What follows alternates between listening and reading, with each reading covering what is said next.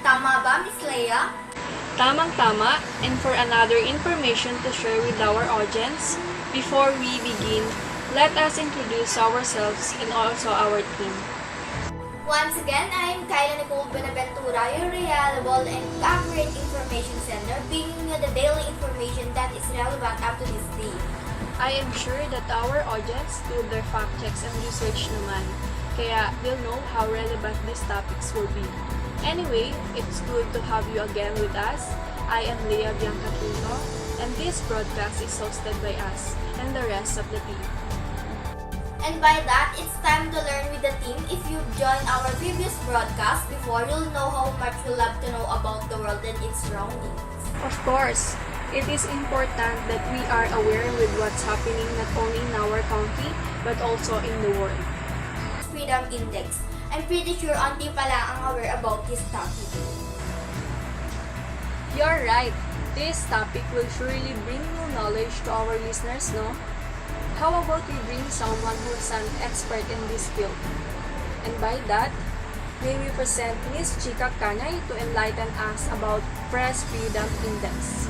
How will you share this topic with us, Ms. Chika Kanay?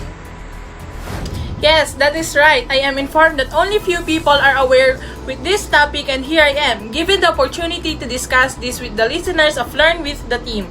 Press Freedom Index, I wonder if that rings a bell to any of our listeners. Since 2002, Reporters Without Borders has created and released an annual ranking of countries based on organizations' own assessment of the country's press freedom records in the previous year.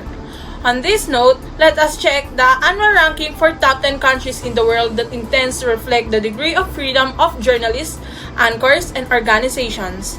Let me bring my partners, Ms. Eliza Joy Bulaladi and Ms. Arjoin Hamlig, to further introduce this section. As of today, the latest annual ranking from the best countries of the world has led sparks to tourists and to the industry of hospitality.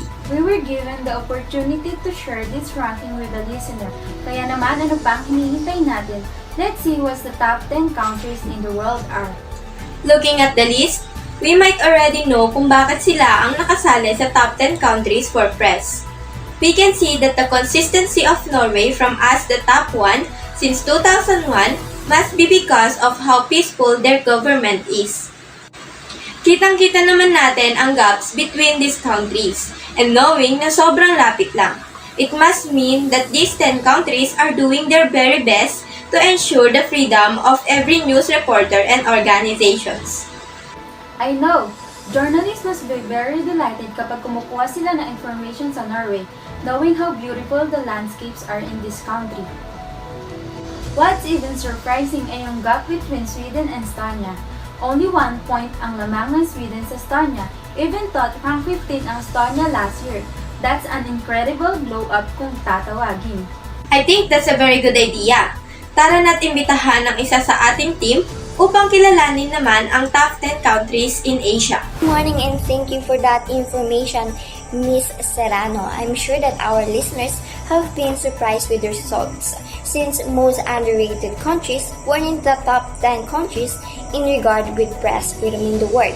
Without further ado, here's our data to be interpreted by Miss Sebastian for the top countries in Asia. Tingnan natin sa mga nakalista kung alin sa kapanatig bansa natin ang nakabilang sa record ng Reporters Without. By Reporters Without Borders, here's our data for the top 10 countries in Asia for the year 2022. Ranking first is Bhutan with a global score of 76.64, which is followed by the Australia. This data is ranked according to its global score. Bhutan is also known for monasteries, fortresses, and dramatic landscapes that range from subtropical plains to steep mountains and valleys. Kinikilala rin ang Bhutan bilang Kingdom of Happiness dahil sa kauna-unang carbon-negative country. Totoo ngang napakaganda ng pamamalakad sa bansang ito. Kaya siguro hindi naging imposible na ito ay nangunguna sa Press Freedom Index. If you've noticed, Philippines did not enter the top 10 countries in Asia. I'm pretty sure that our fellow citizens are curious about what place we spot on this annual ranking. Let's hear it. Philippines. Our homeland is ranked 147 over 180 countries on Press Freedom Index. The most popular forms of media are radio and television, with the best GMA7 television network accounting for about half of all viewers. The ABS-CBN network's franchise was revoked in 2020, but it is still broadcast online, where its presence is growing. While the Philippines Daily Inquirer is the country's most widely circulated daily, its digital version, Inquirer Net, is gaining traction. Isn't that right? Yes, indeed. I am Mary Alali Correa as a previous host of this podcast, and I'm very much delighted to bring the further details of this news. Well, a warm welcome to you. So how is journalism in Philippines doing so far? And to be honest, as proven by the murder of 32 journalists in the southern province of Mindanao in 2019, the Philippines is one of the world deadlines countries for the journalists, and impurity for these murders practically complete. That is a pretty serious, considering that a lot of aspiring journalists lives here in the Philippines. Well, by the term pretty serious, it is indeed serious and should be an issue we should all be aware of. Are journalists still in danger up to this day? Perhaps with the result of the press freedom, it is the obvious that we are not that safe and free with the news we gather and spread. I mean, we are aware that we are handled by the government, but shouldn't the government be the one protecting us from what? Violence? Well, I think we share enough intriguing and new information to our listeners. Shall we do the honor? Yes, I think we should. It should lovely the day to able to gather information from a reliable source. Well, that's exactly our job. From our hearts to yours, we're the Learn with the Team, giving daily broadcasts to ensure that our listeners are fully aware of their surroundings.